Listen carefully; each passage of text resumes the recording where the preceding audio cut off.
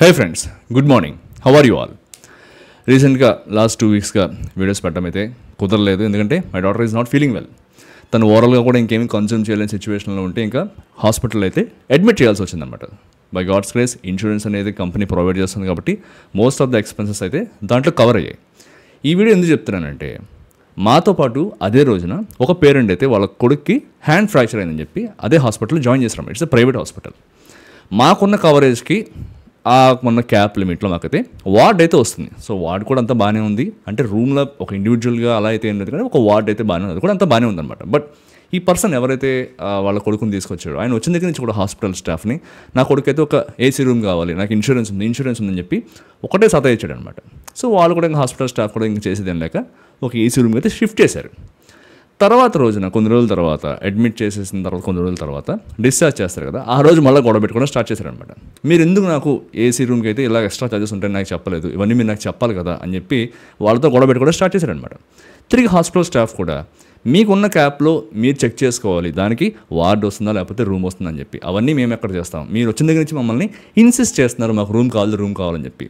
Patient యొక్క priority వాళ్ళు ఏం చెప్తే మేము చేయాలి, మేమైతే మూవ్ చేసాము కాబట్టి చచ్చినట్టు మీరు కట్టాల్సింది అని చెప్పి ఆయన అయితే కూర్చున్నారన్నమాట. Is software employee. సో ఈ వీడియోలో ఏమంటే కొన్ని మిస్కాన్సెప్షన్స్ ఏవైతే ఉంటాయి, ఈ విధంగా హెల్త్ ఇన్సూరెన్స్ తీసుకునేటప్పుడు కొంతమంది సాఫ్ట్వేర్ ఎంప్లాయీస్ తెలియకుండా చేసే మిస్టేక్స్ వల్ల చాలా నష్టపోతూ ఉంటారు అన్నమాట. సో అవేంటో ఒక 5 అయితే మీతో చెప్పడానికి అయితే ట్రై చేస్తాను. చాలామంది తెలిసే ఉండొచ్చు, బట్ తెలియని వాళ్ళకి కొద్దిగా తెలుస్తుందని చెప్పి నాకు ఒపీనియన్ అనమాట. ఇందులో ఫస్ట్ థింగ్ ఏమంటే, మీరు ఇన్సూరెన్స్ చూస్ చేసుకుంటారు కదా, ఫైనాన్షియల్ స్టార్ట్ అయిన తర్వాత చూస్ చేసుకుంటారు కదా, అందులో ఫస్ట్ థింగ్ ఏమంటే choose a premium that fits your needs. చాలామంది ఏం చేస్తుంటారంటే, అరే ఇప్పుడు ఇంత ప్రీమియం పెట్టేశానంటే అనవసరంగా నా సరేలో ఎక్కువ కట్ అయిపోతుంది కదా, అంత కట్ అయితే నాకు ఇన్ హ్యాండ్ తగ్గిపోతుంది, నాకు అనవసరంగా ఆ డబ్బులు పోతాయని చెప్పి దాన్ని ఏం చేస్తారంటే తగ్గించేస్తారు, ఆ లిమిట్ని తగ్గించేస్తారు. మీ యొక్క ఫ్యామిలీ నీడ్స్ ప్రకారం, మీ యొక్క పేరెంట్స్కి వాళ్ళ యొక్క హెల్త్ కండిషన్ ప్రకారం, లేకపోతే మీ ఇంట్లో ఏమైనా ట్రబుల్స్ ఉన్నాయా, ఏమైనా సంథింగ్ ఏమైనా ఇష్యూస్ ఉన్నాయా, దాన్ని బేస్ చేసుకుని ఖచ్చితంగా మీరు ఇన్సూరెన్స్ అయితే తీసుకోండి. చెప్తే దాన్ని ఎప్పుడు కూడా తగ్గించేద్దాం, మన ఇన్ హ్యాండ్ సాలరీ అనేది కట్ అయిపోతుందని చెప్పి ఇలాంటి తప్పులు ఎప్పుడు చేయదన్నమాట. సో ఖచ్చితంగా మీ ఫ్యామిలీ యొక్క అవసరాలు తగినట్టుగా ఎంత అయితే ఉంటే బాగుంటుందో అంతా కూడా వెనకడకుండా దయచేసి అయితే తీసుకోండి. ఎందుకంటే రేపు పొద్దున ఎవరు చెప్పలేము కదా ఎప్పుడు ఏమవుతుందో, గాడ్ ఫర్బిడ్ దట్, ఎవరికి ఏం కాకూడదని మనం కూడా కోరుకుందాం. బట్ అటువంటి సిచ్యువేషన్లో ఖచ్చితంగా ఇన్సూరెన్స్ అనేది మిమ్మల్ని కాపాడుతుంది అనమాట. సో ఇది నెంబర్ 1 పాయింట్. నెంబర్ 2 వచ్చి రీసెర్చ్ నెట్వర్క్ హాస్పిటల్స్. సపోజ్ కొంతమంది మెటర్నిటీ లీవ్లో వెళ్ళిన తర్వాత ఇంకా డెలివరీ టైం దగ్గర పడే కొద్దిగా, లేకపోతే ఏదైనా ఎమర్జెన్సీ వచ్చినప్పుడు కూడా దగ్గరలో ఉన్న హాస్పిటల్లో వెంటనే ఇమీడియట్గా జాయిన్ అయిపోతారు. ఈ నెట్వర్క్ హాస్పిటల్స్ గురించి ఎక్కువ రీసెర్చ్ చేయరనమాట. మీకు ఎవరైతే ఇన్సూరెన్స్ ప్రొవైడ్ చేస్తున్నారో వాళ్ళకి కొన్ని నెట్వర్క్ హాస్పిటల్స్ అనేవి ఉంటాయన్నమాట. అక్కడికి వెళ్ళారంటే మీకు కొద్దిగా ఎక్స్ట్రా బెనిఫిట్స్ ఉంటాయి, అంటే క్యాష్లెస్ పేమెంట్స్ కావచ్చు, లేకపోతే సపోర్ట్ కావచ్చు, వాళ్ళ ఏజెంట్ అక్కడ ఉంటాడు. సో ఇలాంటివన్నీ కూడా ఉంటాయన్నమాట. సో ఈ నెట్వర్క్ హాస్పిటల్స్ ఎక్కడ ఉన్నాయో, మీకు దగ్గరలో మీ ఏరియాలో ఎక్కడ ఉన్నాయో వీటిని ఫస్ట్ మీరైతే రీసెర్చ్ చేసుకున్నారు. ఎందుకంటే రేపు పొద్దున్న అటువంటి నెట్వర్క్ హాస్పిటల్స్లో కనుక లేకపోతే మీరు మళ్ళీ ఆ డాక్యుమెంట్స్ అన్ని తీసుకుని వాళ్ళకి మెయిల్ చేయాల్సి వస్తుంది, పర్సనల్గా ఫిజికల్గా మీరైతే మెయిల్ చేయాల్సి వస్తుంది. సో అదంతా పెద్ద ప్రాసెస్ మళ్ళీ అంతా కూడా. సో ఈ నెట్వర్క్ హాస్పిటల్స్ ఎక్కడ ఉన్నాయన్నదాన్ని మాత్రం డెఫినెట్గా రీసెర్చ్ చేసి ముందే పెట్టుకుని ట్రీట్మెంట్ అక్కడ తీసుకునేలాగైతే ప్లాన్ చేసుకోవడానికి అయితే ట్రై చేయండి అనమాట. సో ఇది నెంబర్ 2.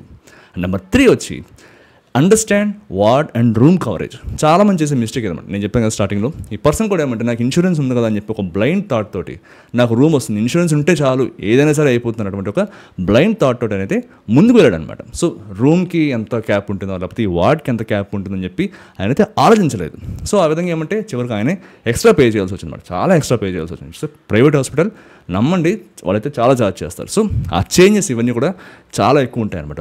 ఒక రూమ్కి వార్డ్కి. మీకు వార్డ్ బాగుందంటే వార్డ్లో ఉండండి, మళ్ళీ రూమ్కి ఎందుకు ఎక్స్ట్రా సపరేట్గా పెట్టాం. సో ఆ ఫెసిలిటీస్ మీకు మళ్ళీ వార్డ్లో వస్తే మళ్ళీ సపరేట్గా రూమ్కి వెళ్ళడం అనేది అంత పెద్ద ప్రాఫిటబుల్గా ఏముంటుంది మీకు కూడా. సో ఇది ఎప్పుడు గుర్తుపెట్టుకుంటాం. సో ఆ క్యాప్ ఎంత ఉంటుంది, వాడు ఎంత పే చేస్తాడు, మ్యాక్సిమం ఎంత పే చేస్తాడు, మన చేతిలో నుంచి మనం ఎక్స్ట్రా ఎంత పే చేయాల్సి ఉంటుంది, ఇలాంటి డీటెయిల్స్ అన్ని కూడా చాలా క్షుణ్ణంగా చదువుకోండి అనమాట మీకు ఇచ్చిన ఆ పాలసీ డాక్యుమెంట్లో. సో ఇది నెంబర్ 3.